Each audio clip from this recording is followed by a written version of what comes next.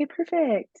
So thank you for being here today. Could you introduce yourself a little bit with where you grew up, what time, when did you go to Trinity, and just, other facts about you? Yeah, so I'm Lynn Chen. I currently live in New York City, but I am a Cali girl at heart. So I was born in LA and then raised in Irvine, which is in Orange County, which is a little bit south of, about 1 hour south of LA. And I went to Trinity in 2007 to 2011 is when I graduated, and I studied business with a focus in marketing and also have a secondary major in Chinese language and a dual minor in studio art and art history. Nice. Do you think that those like what you studied at Trinity helped you for creating your business? Yeah, I think so. So having a background and having studied marketing, my goal after college was to work in public relations or some sort of marketing function. And that's, I guess, essentially like all the careers that I had before launching my company, Pink Moon, have been concentrated in marketing and communications. So my very first job out of college was I was working at a beauty cosmetics startup. I guess the company's no longer a startup, but it was a startup when I joined in 2011. And my role was concentrated in marketing and social media. And then from there, I went to work at a global PR agency. So, I was doing all things PR and some social media as well. And then thereafter, I went to work at a couple startups. My roles were always concentrated in marketing, some business development, and social media and PR. And then the last company I worked at before I launched my first company was an Italian organic skincare brand. And there, my role was concentrated in marketing, but I got to do a little bit of everything because it was a very small team. I was essentially the only full-time employee. So I got to, do things on operations and a little bit of finance and sales and running a store. They had a physical store in New York City and managing inventory. So I got to do a little bit of everything. And that's where I really learned so much about running a business, especially with limited resources, limited team, and limited financial resources. And having that experience led me to launch my company. That's a perfect So yeah, segue. so the short answer is that definitely what I learned in marketing, I think created my passion for marketing and like creativity and communications. And so that's definitely relates to what I do now and where my career has always been concentrated in. Nice. So can you tell us about your business, Pink Moon? Yeah, so Pink Moon is a holistic health and wellness brand. We launched in mid 2020 and we are in e-commerce. So we sell our products online on our site. And the products are ranging from products for the face and body, so skincare. And then we have a few like wellness focused products. We infuse different holistic modalities like traditional Chinese medicine, energetic healing, crystals, and Reiki, and astrology into the products. It's awesome. So how did you discover the idea for your business? Like, were you looking for, or did it find you? I know you said you'd gotten into the beauty realm right after college. So was it Mhm. related to that, or was it stuff from your background? Yeah, I've always just really loved the beauty industry and specifically holistic beauty. So when I refer to holistic beauty, I mean, products that are clean, sustainable, eco-conscious, and natural, and they don't, negatively impact your health, the environment, or wildlife and local communities. And so that's always been my passion. I started getting into, this like natural beauty space in middle school, actually. I had an older friend that was a PETA activist, and she would send me a bunch of like brochures and pamphlets in the mail. And one of them was about animal testing.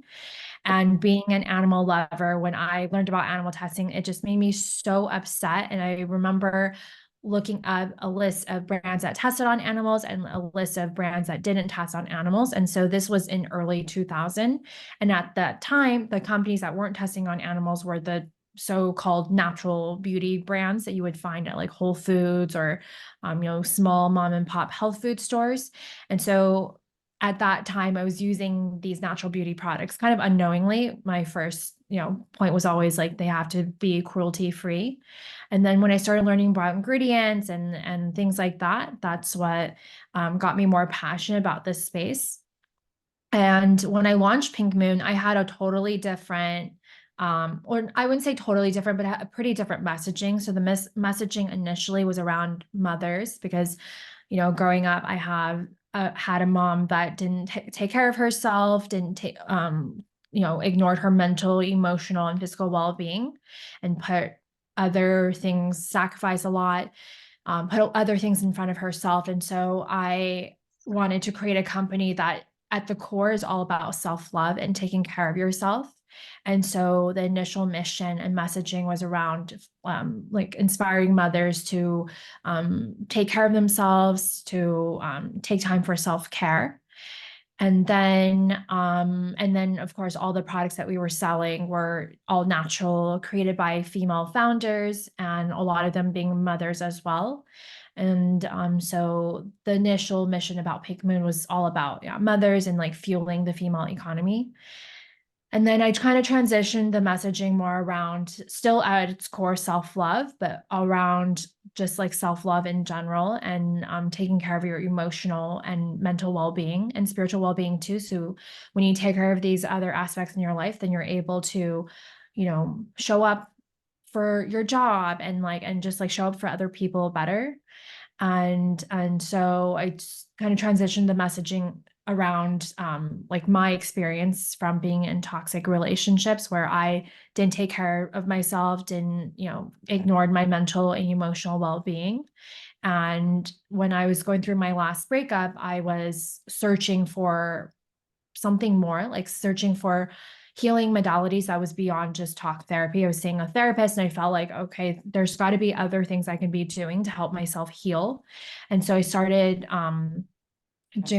started carrying a crystal around with me, like wearing crystals in my jewelry and carrying a crystal in my pocket. I was meditating. I was doing acupuncture and taking Chinese herbs because I was also experiencing insomnia, like really deep insomnia and anxiety and depression.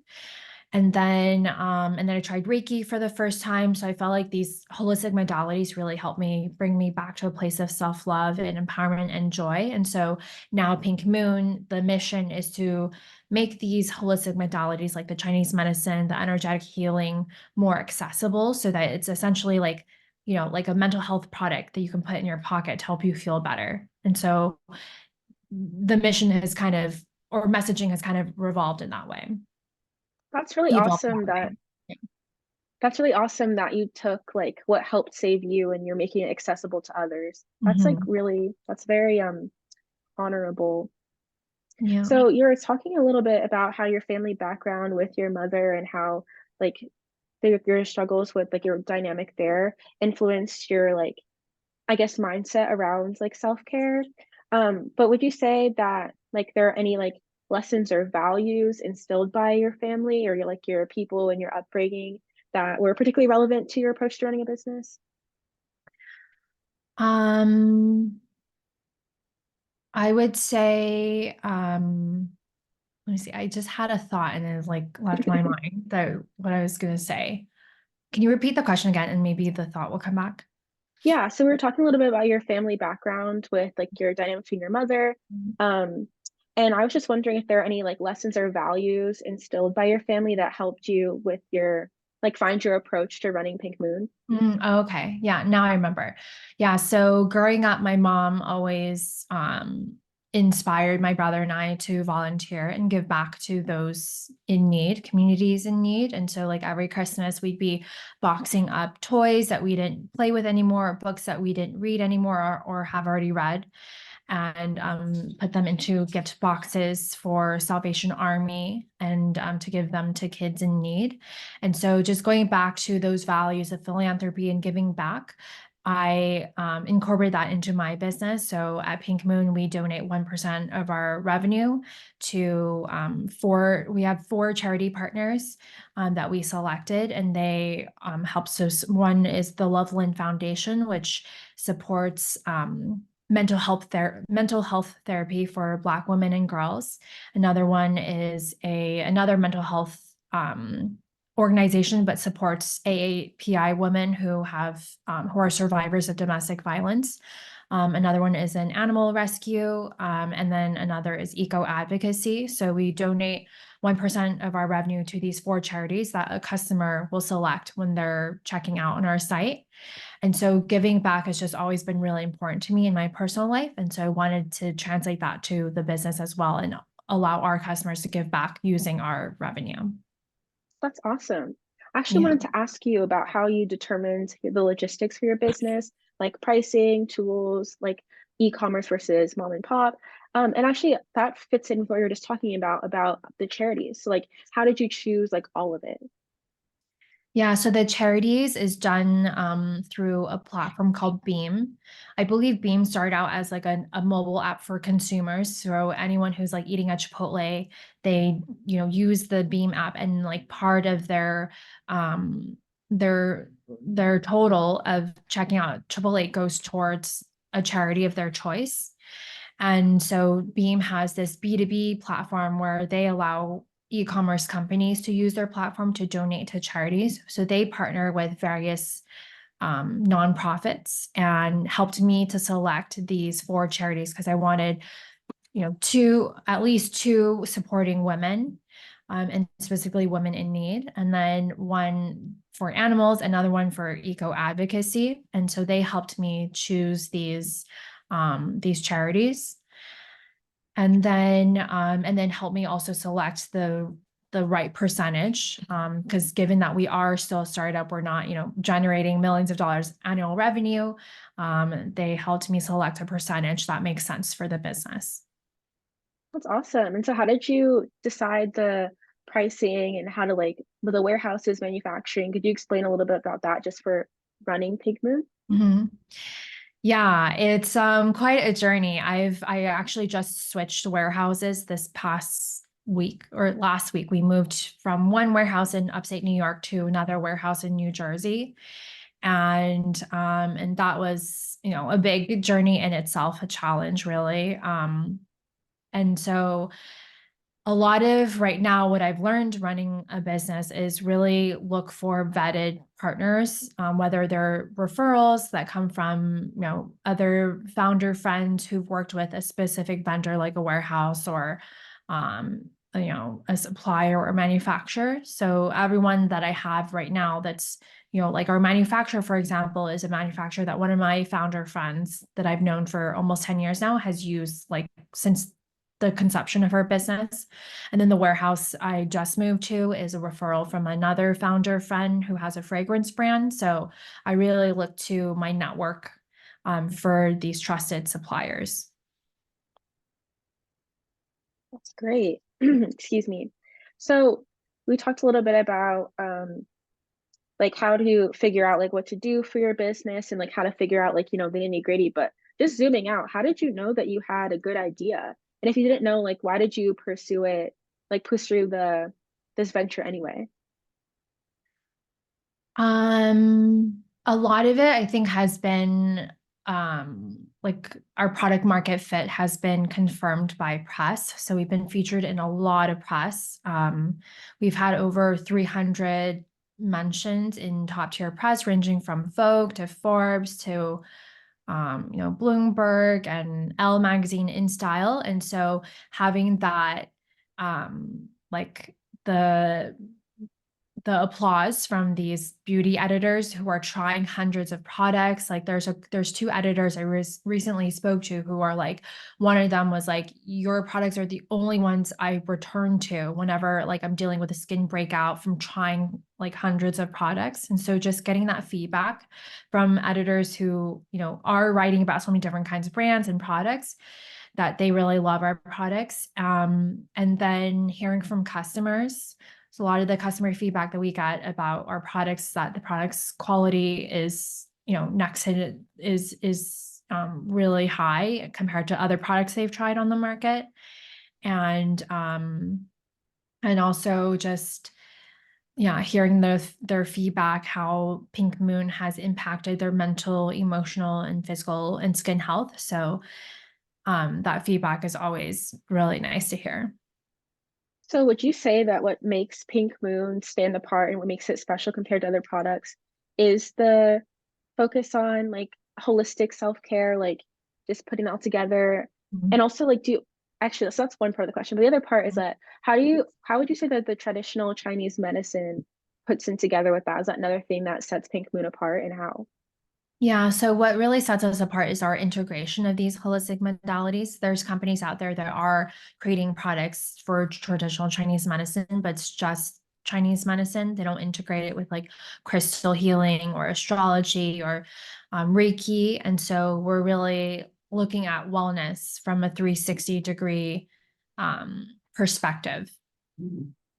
That's great.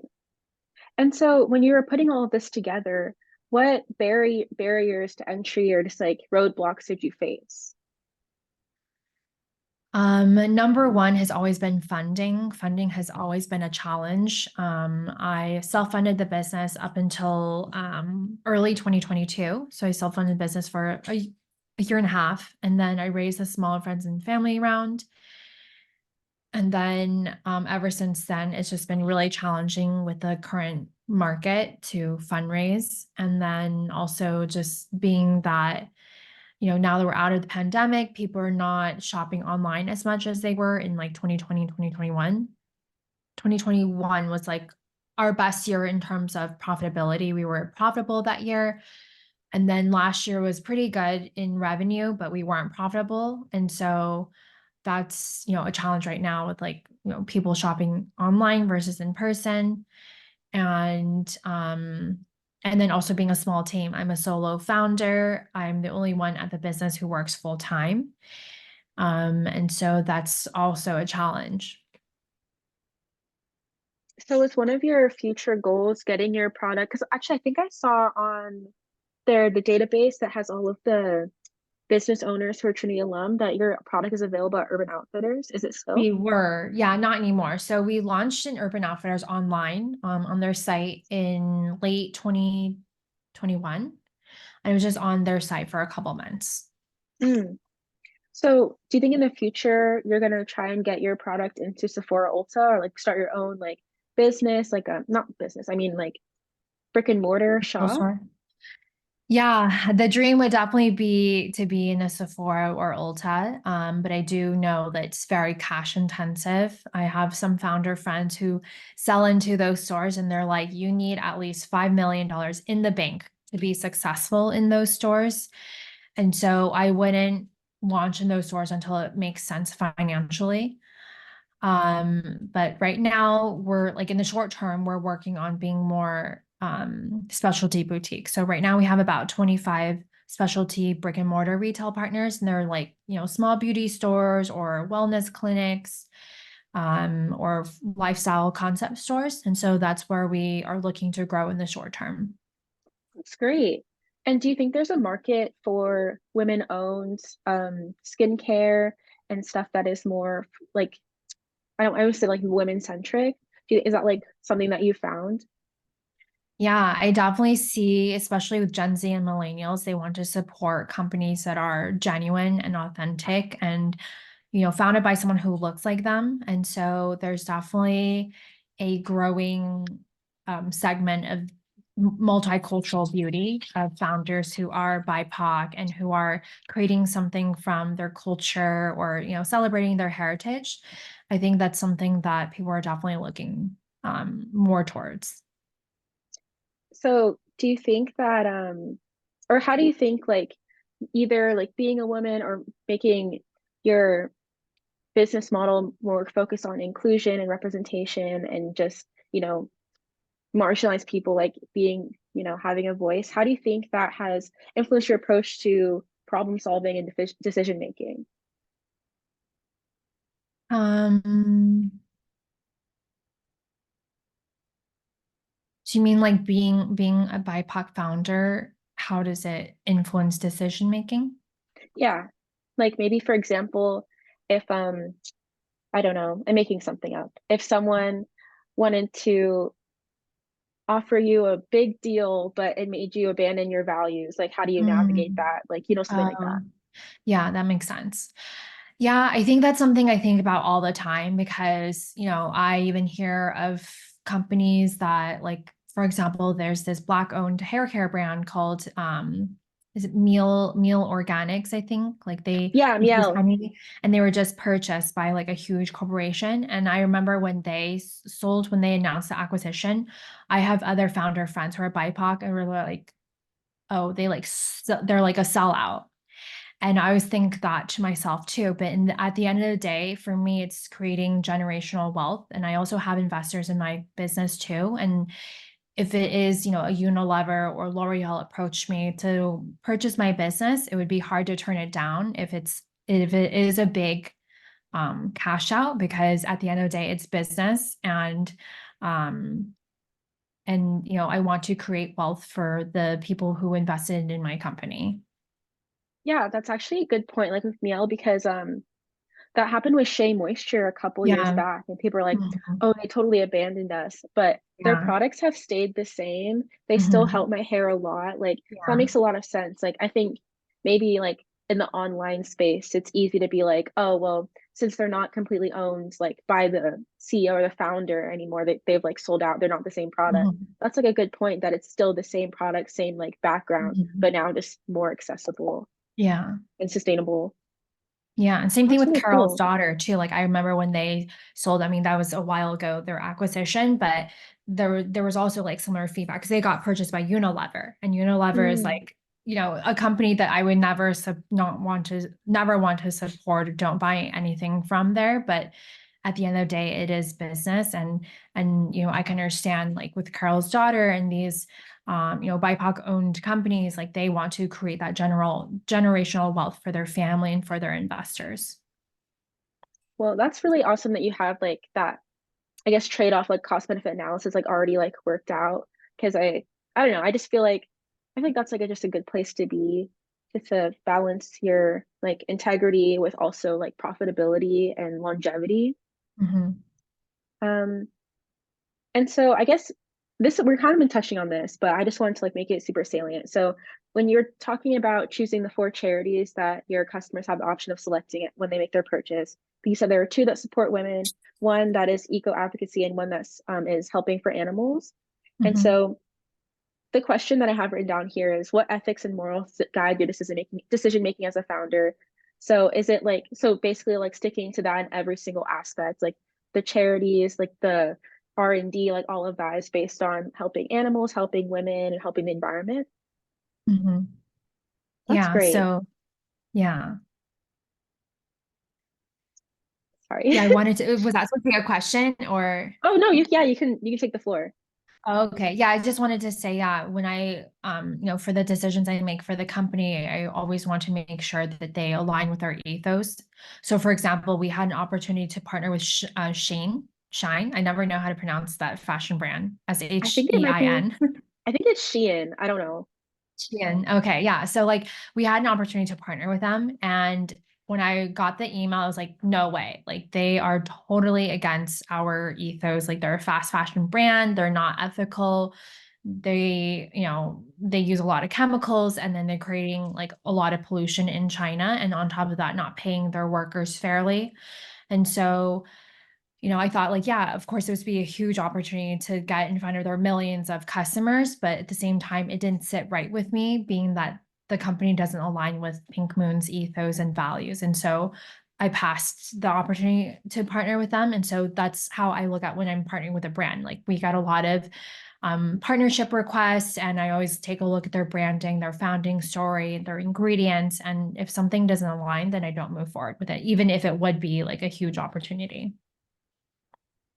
That's interesting. Yeah, yeah, honestly, I really respect that. Just because it's always so tempting to shop on Shein. You're like, oh, it's like so convenient. But I I will say, humble brag, I've never purchased anything from Shein because I get really Yeah, close and I'm same. like, Piper, you can't do that. And I guess I wanted to circle back to something we talked about like before I started recording. So about what were your dream jobs as a kid and how does it compare to what you do now? Because I actually think I thought it was cool. I wanted to put that on record. Yeah, so listing out the job aspiration. So I had like the most random aspirations from veterinarian because I love animals. Veterinarian and marine biologist were like the animal related ones. And then at one point it was an astronaut. I was, begging my mom to send me to NASA space camp. Chemist was also one because I always loved like mixing things together. And that does relate to what I do now because when I first launched the company, I was making our own products by hand and combining different oils, trial and error, testing out the different products with our customers or potential customers. And I still love that to this day. It's like cooking for me and like, mixing up a bunch of ingredients. And so chemist does kind of relate to what I do at Pink Moon now. And then what else? I also wanted to be a photographer, a journalist, a restaurateur. And so there's and all the career aspirations I had were all related to my passions. And I don't know, I wanted to circle back to that, but I feel like everything you listed has like it's found itself in Pink Moon, like for caring about animals, being a veterinarian, like your products are cruelty free. And then with an astronaut, there obviously had to be a lot of like R&D, like exploration in order to Mhm. make it. And then you said you want to be a photographer, a journalist. That's definitely like marketing, PR, Yeah. creativity, and that's touches on like your early career, but also what you've had to do as like the Mhm. sole founder and the only full-time worker at your company, and then Yeah. of course chemistry in order to make the products. So I Mhm. just wanted to put that for people watching Yeah, this, like that's actually like really definitely. cool. Yeah. Yeah, another thing to add to the astronaut is that I've always had this, like obsession with space and like stars, constellations. And so Pink Moon, all our products are, like kind of had this celestial theme. That's the coolest thing I've ever heard. Yeah. Like that's actually just like so cool that like things that like, I mean, earlier you were saying that, oh, it's like super random, but they're not, because they're a part of you and it's a part of your brand. I think that's Hmm. really cool. Yeah. So to wrap things up, do you have any advice for either Trinity students, aspiring entrepreneurs, women, BIPOC people? Hmm. My main advice is to really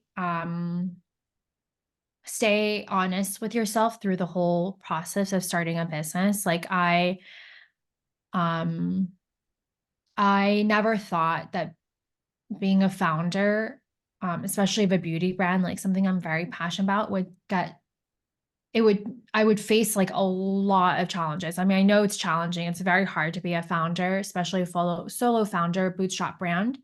But I think one thing um, that I would advise is like don't lose yourself in your business. And that's like one thing that I've been working on is like I've really lost myself in the business because it's so attached to my identity and like who I am. And I think if you do that, it just it's unhealthy, like mentally and emotional unhealthy. But that's like my main piece of advice. Like really take care of yourself and like be authentic and true to yourself and don't lose yourself in the process. That's really good advice. Like just sticking to the vision and Hmm. just kind of taking challenges as they come. Yeah. That's really good advice. Like even for people who are trying to start a business, just honestly like trying to graduate, just stick to the Yeah. vision. Well, I'm gonna stop the recording now, but thank you so much for your time and your insight. This was really valuable and I really appreciate you. Yeah. So Thank you. thank Of you. course. Thanks for reaching out and wanting to feature me in this opportunity.